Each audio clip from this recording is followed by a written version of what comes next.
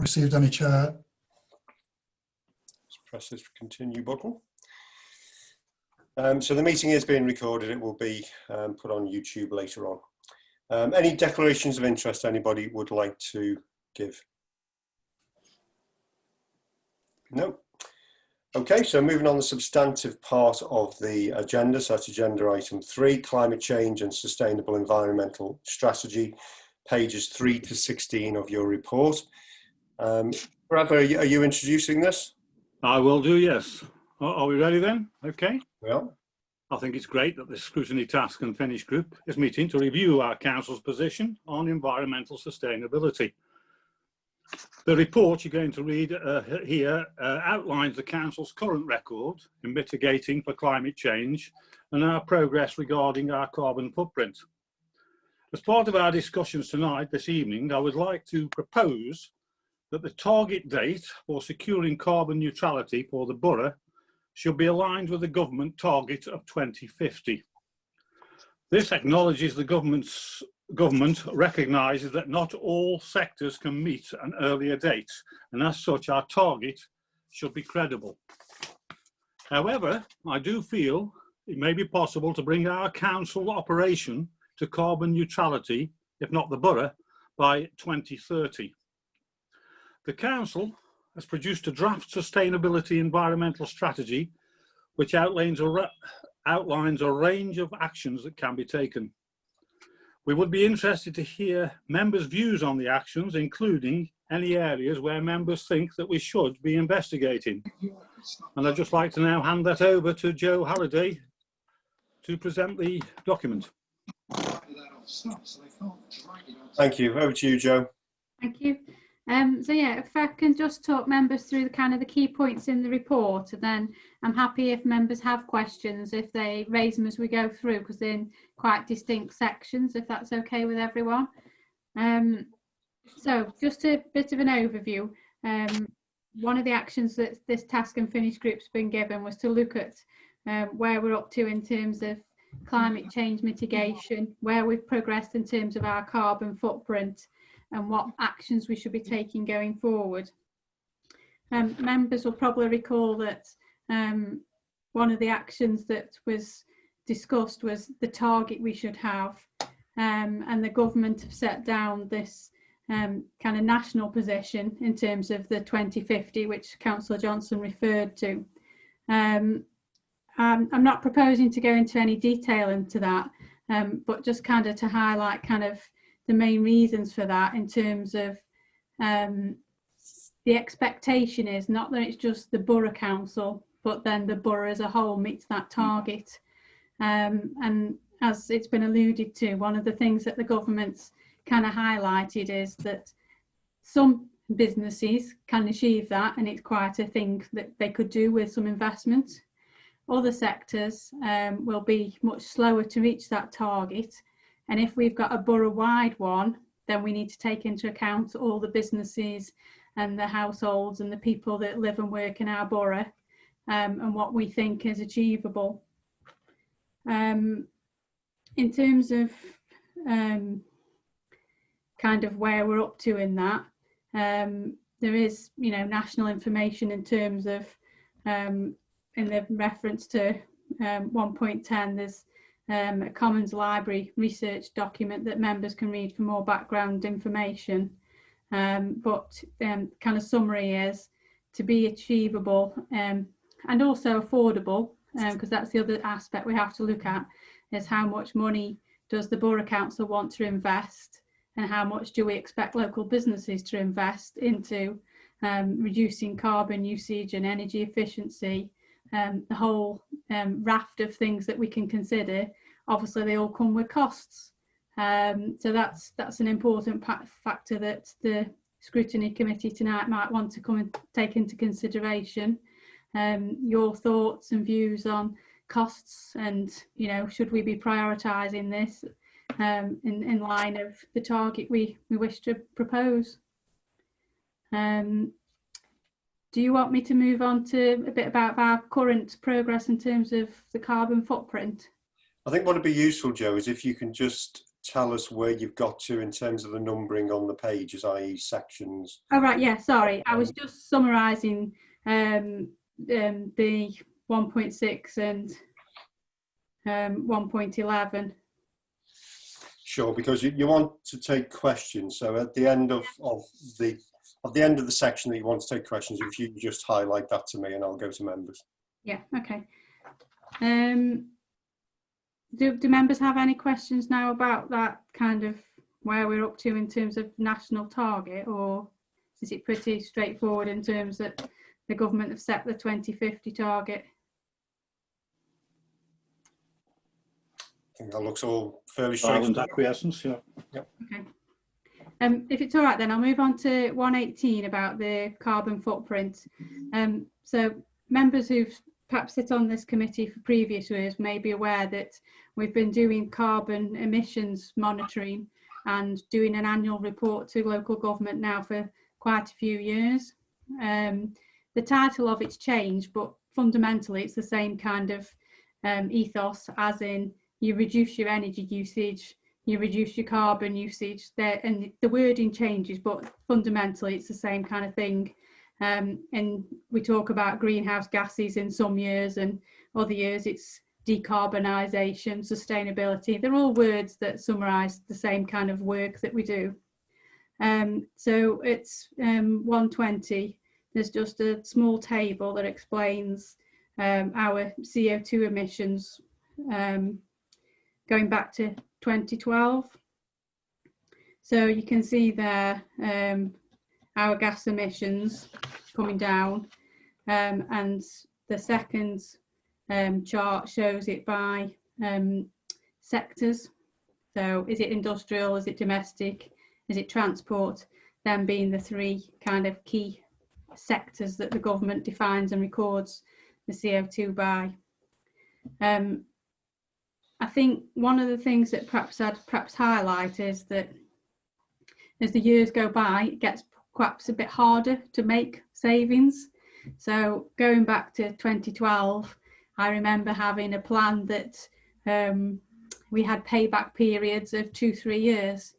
So we had initiatives, you know, about turning computers off when they weren't in use, having sensors on lights in offices that the lights went off when not in use. As them easy things were done and their cost effectiveness, you know, they were chosen because they could be delivered quickly. They were done earlier on. So now the projects that we could potentially look at are more likely, I would say, to be more costly, take longer to deliver, and perhaps the payback period in terms of CO2 emission savings could be 6+ years in terms of savings. So that's just kind of a overarching kind of view of where we stand in terms of what our projects might be. Does that make sense to everyone? Yeah. Yeah.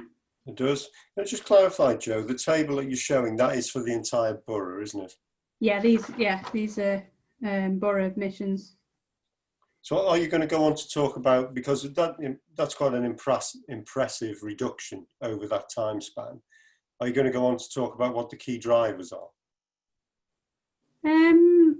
Yeah, I mean, that some of that will come out in the environment plan. Yeah, we'll pick up kind of the key themes. I think that'll be useful for members to understand, because when you do look at that, it's, you know, we have made a step change, and it's, yes, the easy and quick wins, as you've already portrayed, will deliver a good chunk of that. But for the whole of the borough, I think that is more impressive rather than when you're just looking at council buildings, etc. Mm.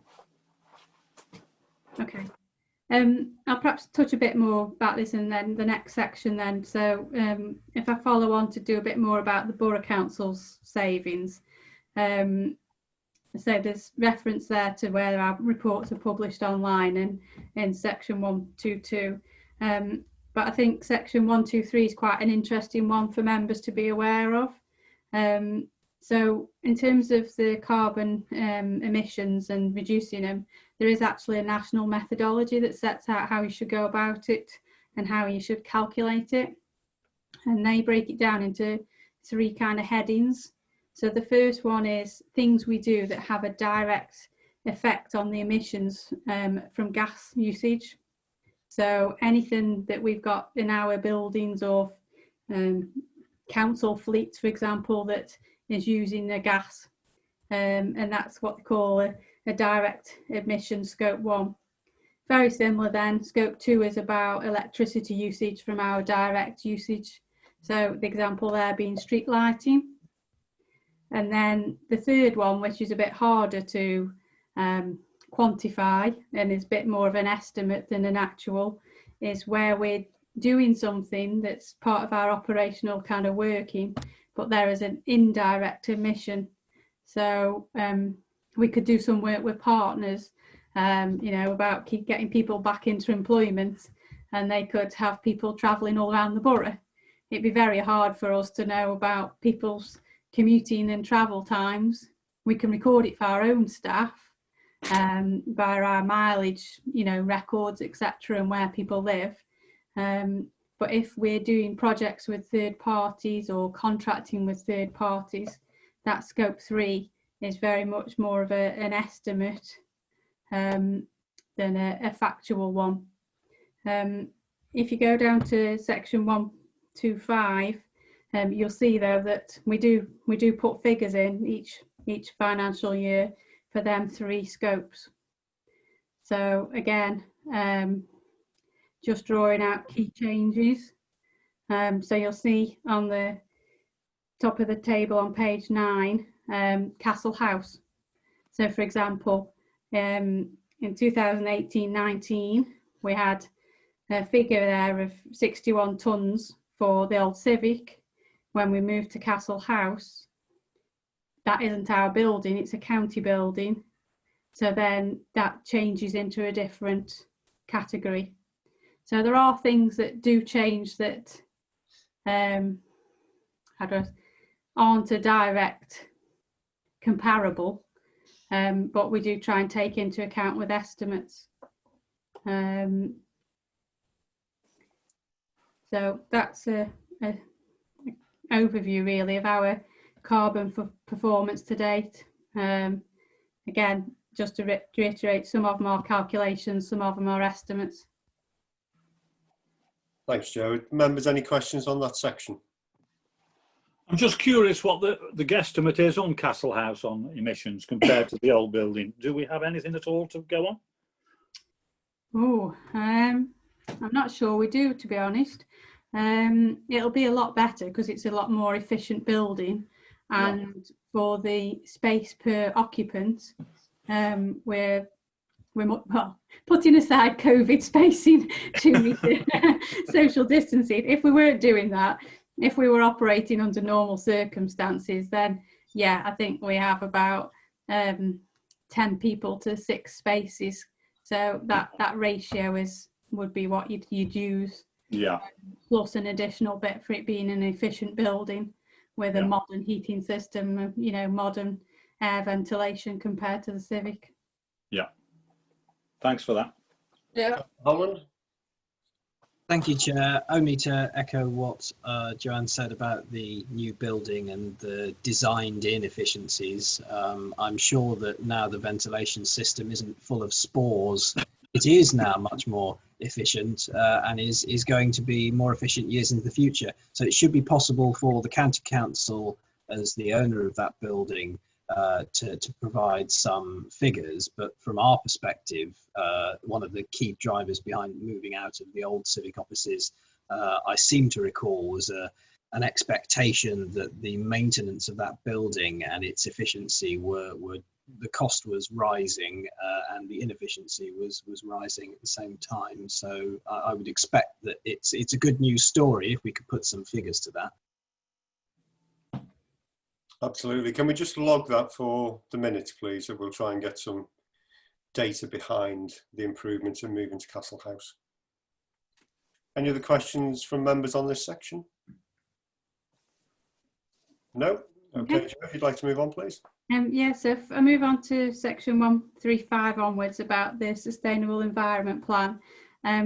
So as members are probably aware, officers have started to look at this and drafted the plan, which we've got as an appendix to this report tonight. I think what it's fair to say is it's very much drafted that we can take your views, comments, suggestions. We've deliberately looked at things that we know we can do, things that other councils are doing, other best practices out there. And you'll notice that a lot of it isn't fully costed. It's not a final agreed plan. They are ideas at this stage that the council want to commit to. What we haven't got is it fully costed, and we would require some consultancy specialist advice to look at what the carbon saving for each project is and what the cost of each project is. So having that as kind of an overview of where we're up to, I'll just move into what the sections are and the key themes. So in terms of the plan, we give every action kind of a theme. So the first one is all about policy. So these are policies that we have in the council that can influence the way that things in our borough operate, and how we want to see developments, for example, coming forward in terms of sustainability. So key ones here are about the local plan. Obviously a big important document for the borough, setting out where we want to be in terms of sustainability. The second one then is the policies that surround taxis and private hire vehicles. This one, again, members may want to discuss. I know that, was it a year ago, 2 years ago, perhaps nearly, this was something that went through one of the committees, and there was different views on this, and we don't have a challenging, I'll say, policy in terms of taxis and sustainability. Again, that's something that members may wish to debate, where we stand in terms of sustainability compared to, you know, the business requirements of taxis and taxi firms. So with all these things, I'm using taxis as an example. For every policy we introduce that's challenging, there will be a cost implication, and, you know, potential impact on businesses operating in our borough. Again, linked to that is the air quality work that Environmental Health's doing to address the concerns that surround the town centre. So again, a big project that's going ahead alongside this sustainability plan, and I wouldn't think we need to repeat all of that in this document, but obviously it's important that we acknowledge that the significant work that's going on there does impact and will contribute to making our borough sustainable. I'll just carry on running through them, and then members can perhaps have a discussion about all of them together. The next block of activities are all about travel. So again, these are ones that perhaps members would expect to see in a sustainable plan. So things like the cycling, e-scooters, electric charging, different ways of getting businesses and residents to invest in modern vehicles, all things that, you know, we in our everyday lives, we have a choice, don't we? We come to choose a new car. Do we go with a green one? Do we buy a bicycle? Do we buy it based on colour? You know, what is our preference for how we choose our mode of transport? And again, there are things that the council can do to support residents and businesses in making them decisions. So we can run trials, we can run renter schemes whereby you can rent a vehicle offers. We can do incentives and partnerships with providers of these vehicles. Obviously, we've got to put the infrastructure in there for people to charge vehicles as and when they come into town or go to their local businesses. So there's quite a bit that can be done on the kind of green travel side.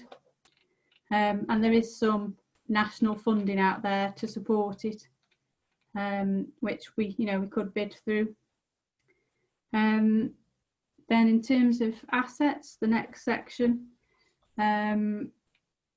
these are quite diverse in terms of what we can do to improve our kind of carbon usage. So the first kind of side is about looking at carbon capture and basically tree planting. So what areas of land and assets does the borough own? Are we making the best use of that land by capturing carbon through growing trees? Quite a simple one, but you know, that could be a whole programme of works that we could invest in, link it to other initiatives across the council. Within our borough, we obviously have a very active and very good university that excels on the energy efficiency, sustainable side. We could be doing work with them, working with them about their plans for future development. How are they going to link to the town, to our borough? What plans do they have for future development investment? How do we support that? How do we promote the work that they're doing at Keele to, you know, to the wider residents of the borough? So again, the whole discussion there about Keele and their sustainability hub and what we could achieve. In terms of other assets, then we have some kind of very practical things that we can do as a property owner. First of all, we need to understand what our energy usage is in our main operational buildings. So we do actually have money in this year's capital programme for monitoring. So we've been out to tender, and we are this week looking to award a contract for energy monitoring. So that would give us data as to what's happening every hour in our buildings, where the peaks are, where we look to make things more efficient. And then from that we can roll out a programme with relevant services about being more efficient or using different charging tariffs. So other things that link to that is like green vehicles. I mentioned like the residents having them, we can have them. We've got a handful at the moment in environmental health, but we could, longer term, look to roll that out across all our fleet. They're not yet the market isn't yet very well developed yet for like waste refuge vehicles, because they're massive, great big vehicles. Yeah. And you need to keep charging them all the while. But that market will come. And as things like that change, that's things we can start to look at. We can look at our land. Should we be having solar farms? Should we be having wind farms? What should we be using our land for to generate power? Things, again, coming back to some of the other things about street lighting. We haven't invested in street lighting for many years in the borough. We've replaced, when things are broken, we could do a whole scale change of lighting to become LED and have much better modern lighting systems in our streets. So again, some practical things about we can do as our borough, as an asset owner. Then the last section is about procurement.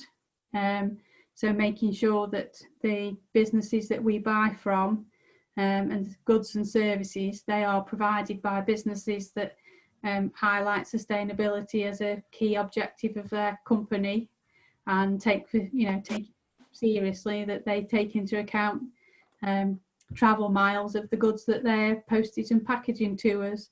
What other things is that company doing in terms of recycling and reuse, that kind of green kind of ethos that we could expect businesses to have.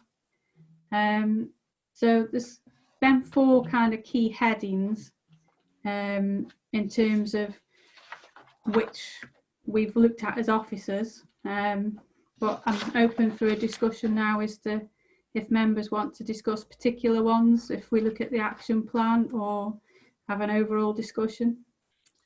I think just having heard what you've taken us through there, Joan, there's lots to go through. There's lots of initiatives there that you've outlined that are over and above some of the elements within the plan from what I've read. And I think that is something that we need to be very mindful of when we're making recommendations from this committee. If I suggest that we go through them one by one, because we don't want to miss something that's important here. And you made quite a statement on the taxi policy, and where that leaves us as a borough. How ecologically friendly or not our current taxi fleet is, and what our parameters are that we expect taxi owners to adhere to. Can I just ask, is anybody aware, has a benchmarking exercise being done against other authorities as to our particular requirements versus what would be classed as best practice?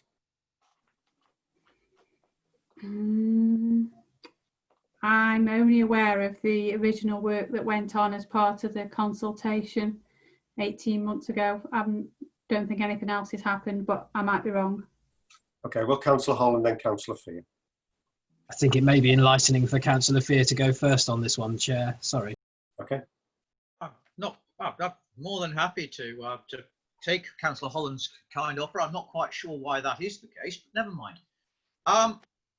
I think the most important thing at the moment for the borough, and we can't take this out of its context, is getting the borough back to work.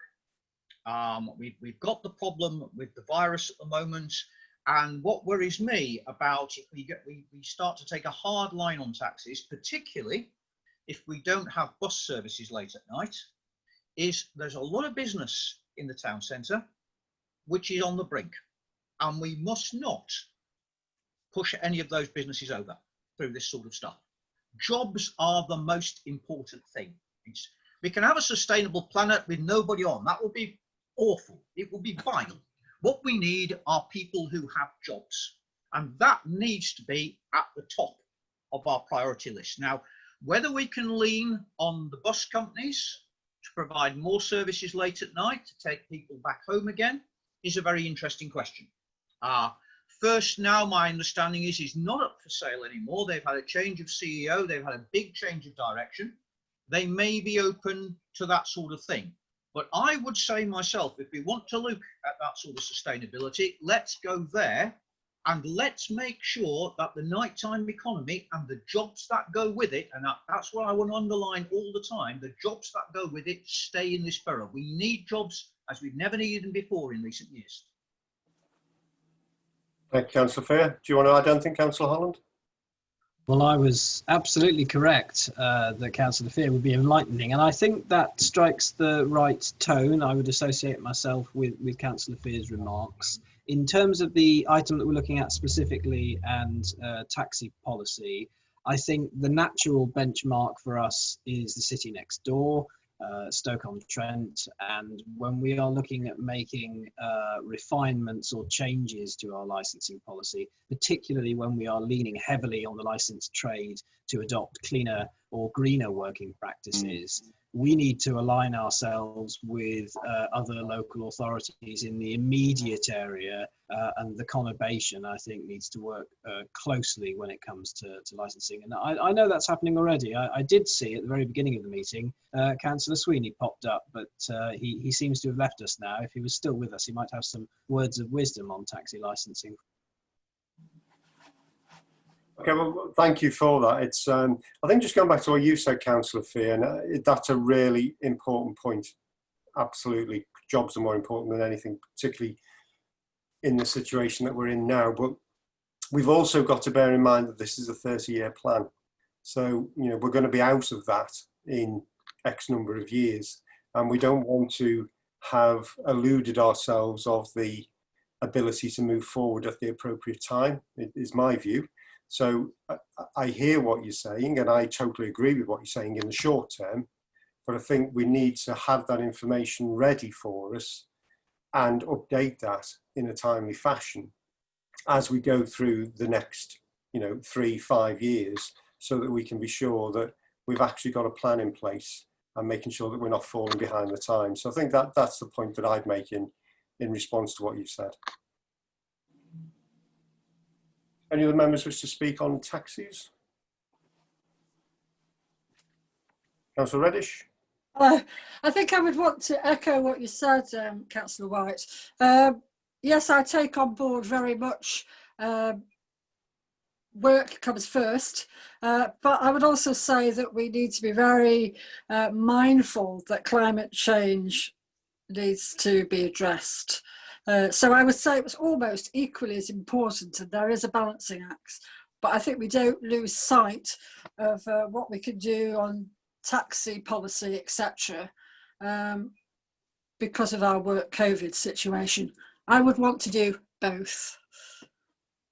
Thank you. Any other members wish to contribute? Can I just interject there a minute, please, Gary? Am I right in thinking we've got funding now to put 11 electric charging points that we're going to site around Newcastle to assist, obviously, as more electric taxis come online? Could you confirm that, Jo? Yes, we've, as part of the air quality work that we're doing with the other local authorities, there is funding across North Staffordshire, and we get allocated a proportion of that. So yes, 10 or 11 charging. That's right, I thought so, yeah. Will go into the borough. I think as at a couple of weeks ago, that procurement has been led by Stoke City Council, and that preferred contractor was being selected. Then the next stage was to confirm with the Borough Council where might be suitable places, because there's some conditions. So for example, we couldn't put one in the Midway car park because one of the conditions is it has to be accessible 24 hours a day by a taxi. And again, there's got to be a discussion to make sure they're located where key routes are for taxis, because we don't want to expect them and want them to travel out to charge up to travel back in. So getting them dotted around key sites will be quite essential, and coming up with an agreement with this private company about the kind of lease terms and the use of the sites. So yes, that work is going ahead this financial year. Thanks, Jo. Thank you. And Sophia?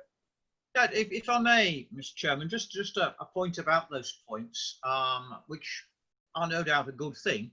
How secure are they?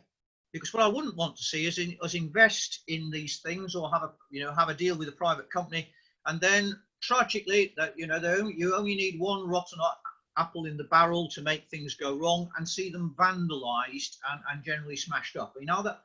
How many moving parts have they got and stuff like that? How easy are they to break? I've not used one myself. I do know that they've been in use in other local authority areas, particularly down south now for several years. And I think it's basically a plug, which it's how robust it is and how much you want to pull a prong out of a plug. Yeah, I take that point. I mean, what my question is, and I think what I want to do before we invest in this is make sure that they're moron proof, because they're not going to work if they aren't, and that will be a great shame. The thing I think about when I think about these sort of schemes is the Manchester bike scheme. The Boris bikes came to Manchester and they were vandalised out of Manchester, and that is that's a simple fact. So unfortunately, as I say, most people are not idiots, but it doesn't take many idiots to wreck things. And if they get a bee in their bonnet that it'd be fun to wreck these things, we'd be in real trouble. So I think we need to think very carefully about how robust these things are going to be, because then we'll get value out of them. Yeah, I think, and I haven't seen the detail of the agreements, but my understanding is that the company will be responsible for that, because obviously they have a built-in interest to make sure that it's fully functioning every day, because it's their income stream from selling the electric. But I take your point totally about the Boris bikes in Manchester, and that's the same principle. But yeah, I would expect the private company to have quite a good reputation and response time to responding to what is an electric source that's been vandalised. Thank you. What I'd like to do is try and get some outputs from this meeting over and above the officer recommendations, because I think it's important. We're in an important topic here. So let's go back to taxis for one. And I'm just trying to think of a proposal that would encapsulate everything that we've discussed this evening. And what I'd like to propose is that within the next 12 months, we have a benchmarking exercise carried out of the environmental effectiveness of our taxi policy versus neighbouring authorities, the city and other neighbouring authorities, to be presented back to this committee and to the Public Protection Committee as and when it is appropriate given the economic circumstances post-COVID. So I've got a proposal for that. If anyone would like to second it or object. I will second that. Thank you. I'm not sure Councillor Johnson can. We're here to scrutinise him. Sorry, no, I'm sorry. Yes, you're right. I can't. With the proviso that I'm not sure whether or not the Public Protection Committee has asked for it, but it would be interesting for them to see, I'm sure, Chair. Thank you, Councillor Holland. Any council proposals on that? No. All those in favour? Are members happy for that to move forward? But I think with the proviso that I don't want to put the work that Joe is suggesting on taxi and transport on hold while we wait for neighbouring authority benchmark. I want both to happen at the same time. Absolutely, yeah. Okay, so I'm not hearing any dissent, so we'll move that as a recommendation from the committee. Thank you. Now we've started to talk about the next topic, which is the electric charging points, but it's also linked to green travel and cycling, e-scooters, electric vehicles. So that's all one general topic. And certainly from my perspective, the thought was crossing my mind as to how we can effectively grab funding for these types of initiatives, because they're all the right things to do. I'm sure we'd agree on that. We're not that effective as a number of them. We don't have that many cycling schemes in the borough, and we don't have that many cycling pathways that are set out. The charging points that we're talking about are only very minimal in scale. And so I suppose the question I've got is, what funding mechanisms are there, and are we confident enough that we're getting project plans together to enable those funding criteria to be met? If you can then, Chair, I'll give the example of the e-scooters. So quite often with funding that comes out, it's a short time period for you to bid and put a proposal together. So with all schemes, the key to a lot of it is having a plan that's 50% worked up. So when government announces funding, you've only got 50% more work to do to finalise your bid to submit it. And you can demonstrate that you've considered all the necessary issues well in advance of you pressing the submit button on the bid. I think the other aspect that I'd perhaps highlight is whereby we are often competing with other local authorities and other companies for money. Sometimes we are better working in partnership. So, for example, a lot of this green travel, the county council is kind of the highway authority. They see this as one of their kind of key delivery points, and we could make a decision that we work with the county as the highway authority and other local authorities, and we put joint bids in, and by pooling resources with other local authorities, you may stand a much better chance at securing government funding. Again, the work we've done through the air quality, it shows that you can build up a better evidence base, and you can divide out procurement tasks and divide out policy tasks to pull together a stronger bid in a short time scale. So the e-scooters we are working with county on, and county have partners in the private sector that they're working with. And again, you mentioned cycle tracks, but again, tracks and changes to documentations to make sure them tracks can be used by e-scooters. Again, we could go alone. I would suggest, however, though, that if changes in schemes we have require highway implications, that we should really always be considering working with the highway authority and their delivery agents to make sure we have a strong position in terms of bidding. That all makes eminent sense what you said, Joe. I suppose what we need to be sure of as a committee is that we are, as a council, being effective in that approach, and how we're monitoring ourselves in that effectiveness. And then I'll come to you, Councillor Fear. Thank you very much, Mr. Chairman. Obviously, I'm sort of party pre to this, being just a cyclist. I don't have a motor car. Keele, to be honest, is not badly provided for cycle tracks. There's one down the main road. There's the one that Gary has discovered that goes from Pepper Street down the old railway track and such like. Where I think the good things about those tracks, by and large, is that they're also off the road. And this, again, I don't know whether there are funding streams there, but this seems to me quite important. If you're going to encourage people to go on bikes, there's no joy, for example, cycling down the main road from Keele to Madeley, because stuff thunders past you. Some of it takes a pride in shaving you a quarter of an inch and such like. I try to enhance the vocabulary if people do that, but you know, they do it. So it's poor for cyclists. It's also, and this worries me because of some of the debacles we've seen in London recently, it's also potentially bad for business. So once we get to the middle of a town, we don't want to have a place where it has a reputation of being hard to get to, hard to get out of, in terms, again, of local business, footfall and employment. I just wonder whether we do any work with people like Sustrans, who are very good at developing off-road cycle tracks, and whether that, you know, there is opportunity to use parts of the abandoned railway network, enhance footpaths that little bit more so that bikes, e-scooters or whatever can use them, to make cycling an attractive option. Because if all your cycle path is oh, you can have, you know, a foot on the main road, it ain't going to work.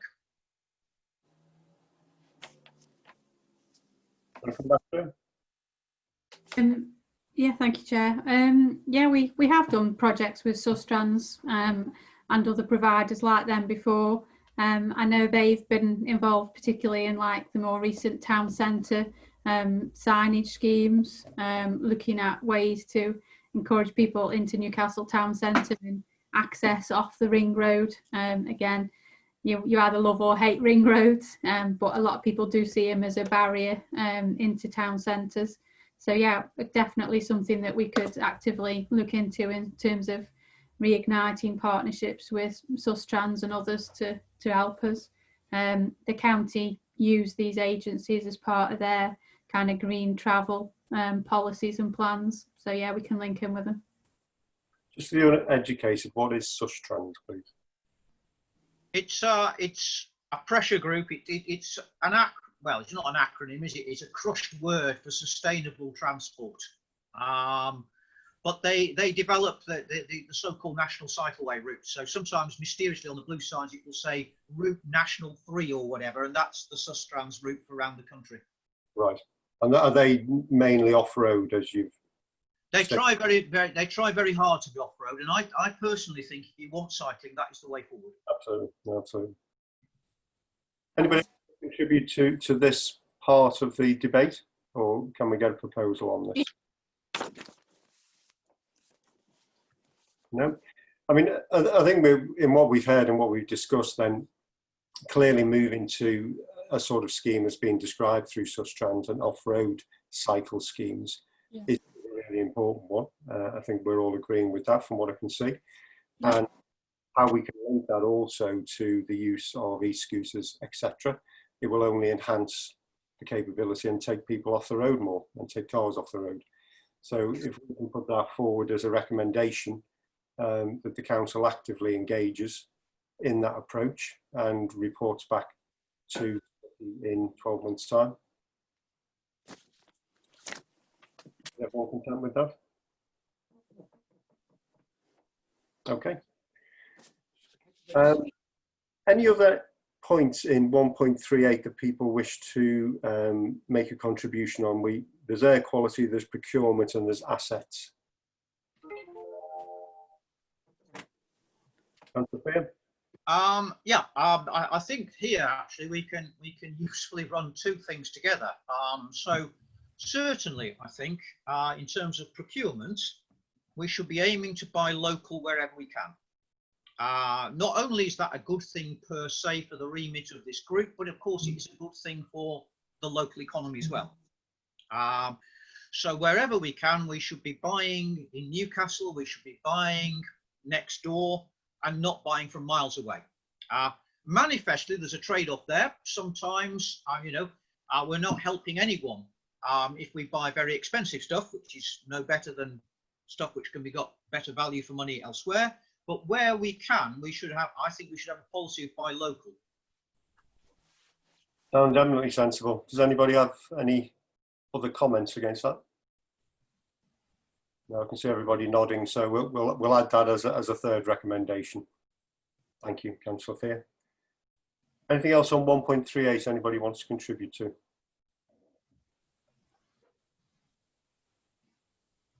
No. Okay, so back to you, Jo. I was just if any members have got any other comments really on the draft action plan that was appended to the report. I think perhaps one of the things, just taking on views that members have highlighted tonight, and kind of, I'll use the example of the supporting business versus sustainability and the timeframes. Perhaps going forward, one of the things we can look at is where there's some prioritisation between short term, medium term, long term, to get that balance right, which we've discussed. That might be useful. I'll do that. Okay, that sounds good. I've got one question on the plan in section 8, electric vehicle van trials for commercial sectors. And it says there Leads of trialling, Highways England will fund the capital costs, but the revenue would have to come from the council. So that's clearly being built into the plan as a proposal. Have we got any timelines against that? No, it's just something that we've found when looking at best practice. We haven't costed it out or put any further plans to do it together. But yeah, we need to have some conversations with actual vehicle providers on their kind of terms of how they work it and how that would work out cost wise. Thank you. And then there's one other which I think is worthy of getting a view on, because they can be very emotive. It does have in the plan solar farms, and I heard wind farms mentioned before. Do we as a committee have any firm views on these?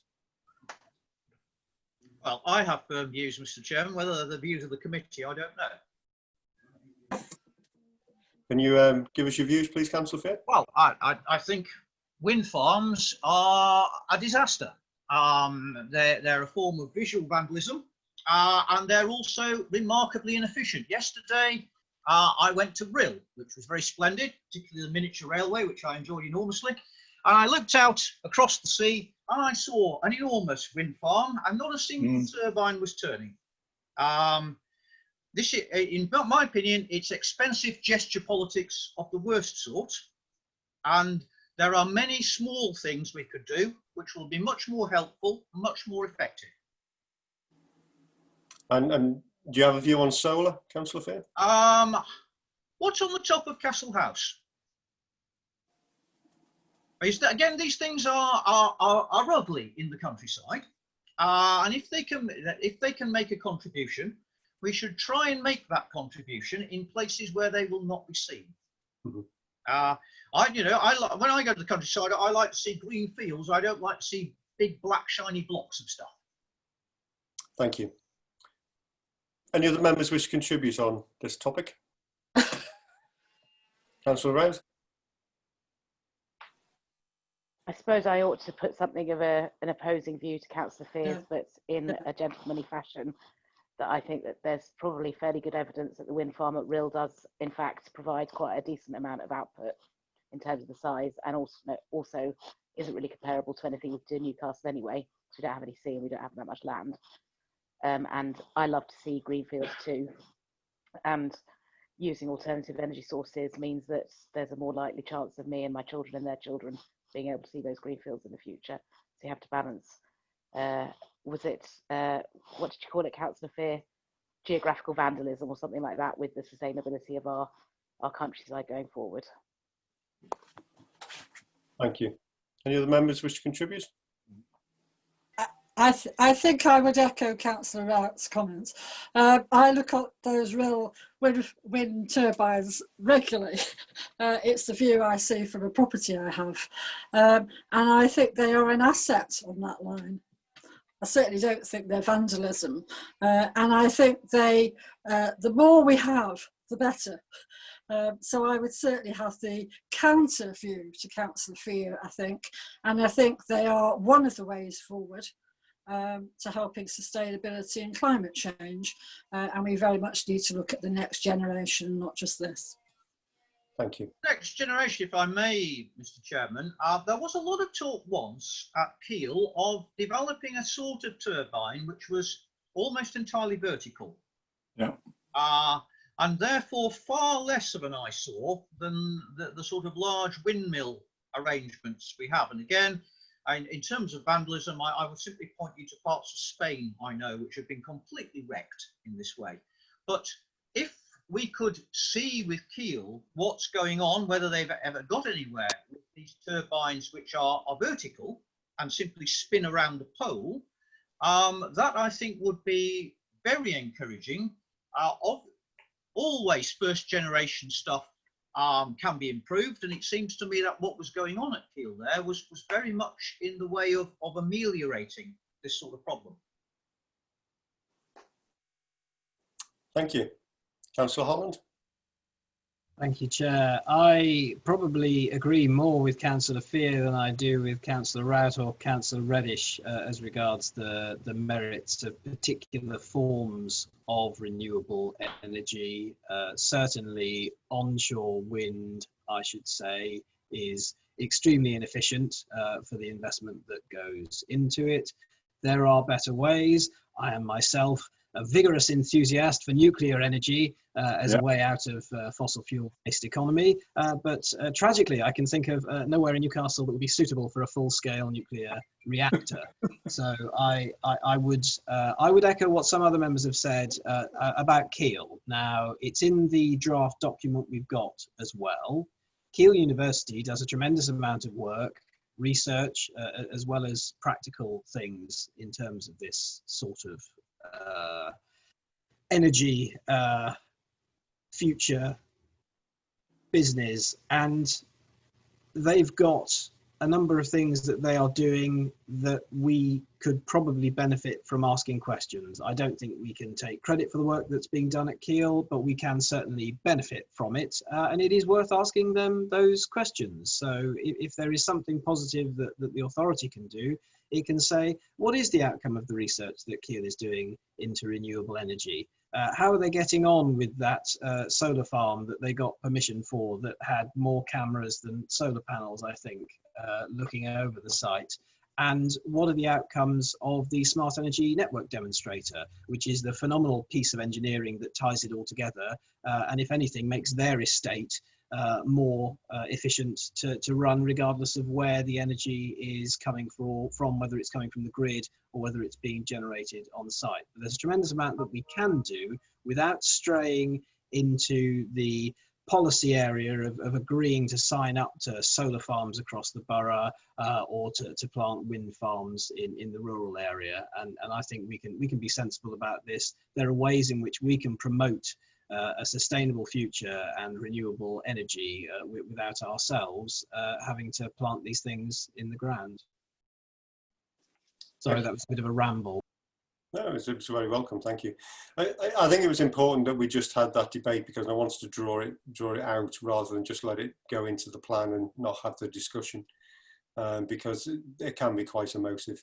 And I mean, my take on what I've heard is that, you know, there are people for and against it for various options, but if it's to remain in the draft plan, then I think we're all aligned to the fact that we very much would like Keele to be involved and any best practice technology to be taken into account in any design of anything that we consider moving forward. Have I captured the conversation in a summary format there? Councillor Rev? Just a quick comment, and it may be that I missed the ball on this one, but if we're going to talk to Kilme, it might just be useful to get an update on whatever happened with the geothermal project that they were doing up there, because I can't recall seeing the output from that project, having been involved in the early stages at least. Okay. Councillor Holland? Just as a counterpoint, we've been talking about how we might use our assets, and we've been mentioning a solar farm. I don't think anyone's referred to the item on the draft plan about tree planting. And to be honest, I think that's a much more interesting way of looking at our assets, because tree planting not only is an all natural form of carbon capture and storage. We know that biodiversity is important. One of the reasons why we want to halt and reverse climate change is because it is causing awful havoc to our ecosystem. And therefore, I'd be much more interested in seeing a borough council that found interesting ways of using its assets in a way that greens the environment in a natural way. And as I say, tree planting is one of those things that's very simple to do in my view, and might reap tremendous benefits in all kinds of connected ways. Thank you. Yes, we hadn't talked about tree planting yet. Just before we go on, I know you want to come in, Councillor Rouse. Can I just get a consensus or not with regard to solar and wind in the summary that I basically gave? Are members content for that to go in as a recommendation? Yes. Yeah, I'm not seeing any dissent, so I'll take that as a yes, if that's okay. Thank you. And tree planting, Councillor Holland, and then Councillor Rouse. Yes, I totally agree with what Councillor Holland has just said, and would suggest that Keele Golf Course would be an ideal place to put lots and lots and lots of trees. Any other comments on tree planting? Councillor Fear? Yeah, I think this is obviously a good thing. There are plenty of bits of borough land which could do this. We've got to be a little bit careful, because I was thinking of parts of my world, Bunny Hill, there's some nice clumps of trees there, but unfortunately, again, you know, this is the question of the bad apple in the barrel. If we plant in a careless way, we can create antisocial behaviour hotspots, and doing this carefully, as Councillor Holland says, with consultation with people like the police, to make sure that we aren't going to do that, because we can make people's lives a real misery if we do that. We need to be careful.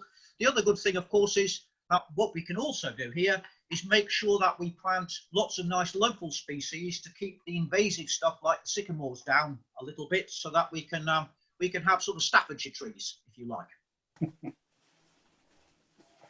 Yep, that makes a lot of sense. So I'm hearing that everybody's in favour of that. It should be left in the draft local plan, and we should encourage the use of local specimens from within the area. Okay. Anything else on the draft plan anybody wants to contribute to? Councillor Fear? Yeah, is this the right time, Mr. Chairman? Tell me if it's not, because I'm having to dart between two machines to watch the agenda and watch this screen. To talk about work with Keele.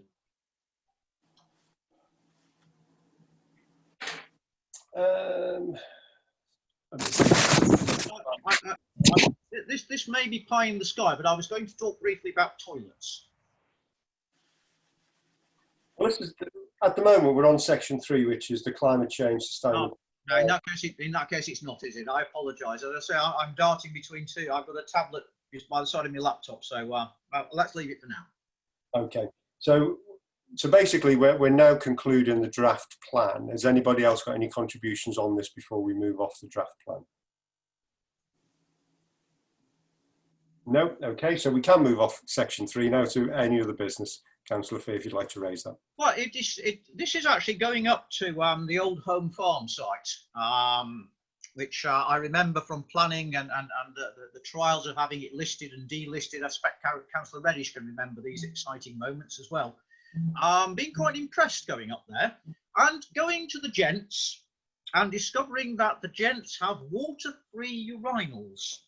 And there's a very learned thing on the wall, which I had the time to read, saying how much water was saved by going in for this sort of stuff.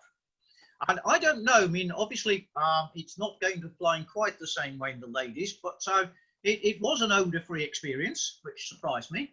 And I just wondered whether people at Keele had anything they could say about such things.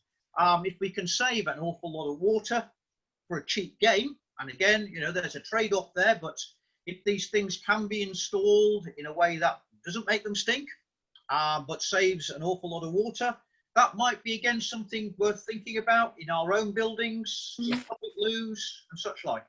I'm looking essentially there for, you know, something I've seen that seems to work for a quick game, that we can get something back, but with very little necessary output. So I don't know if there's a loo meister at Keele, but see, certainly in that particular building, they've put this stuff in and it seems to work. Thank you. I think you were doing yourself a disservice because that could have come in under the plan anyway, because that will have an environmental positive impact. So we can build that into that part of the plan as a recommendation. Just on the back of what you said, I mean, in business, I mean, and I work in the food industry, actually businesses had those types of urinals in place for about the last 5 years, and they're all part of local business plans. So they're not uncommon, and if it isn't in the plan, there's no reason why it shouldn't be.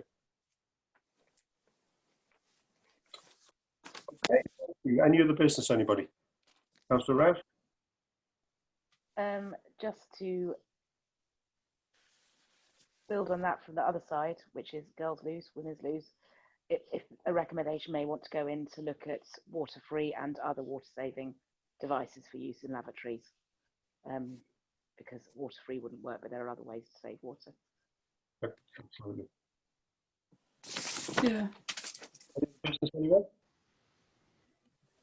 No, so if I can just now read out the recommendation. So the officers recommend that the council record on mitigation and adaptation to the climate change be noted, that the baseline in respect of the council's current carbon footprint be noted, that the target date for securing carbon neutrality for the borough be aligned with the government target of 2050, and that the Cabinet's sustainable environmental strategy be the vehicle through which all work on climate change, carbon neutrality and environmental sustainability for the borough can be channelled.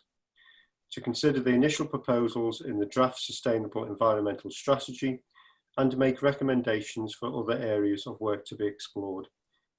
I think it's also important, although it's not in the officer's recommendations, it should be noted that it clearly does state further on that the Borough Council still work to the 2030 guideline, not the 2051 for the entirety. And that, together with the recommendations that we put forward tonight, is everybody content? Yes. I'm seeing everybody nodding. Thank you. So that concludes tonight's meeting, and thank you for your attendance, everybody. Thank you. Thank you. Thank you, Chair. Thanks very much, Chair. Thank you. Thank you.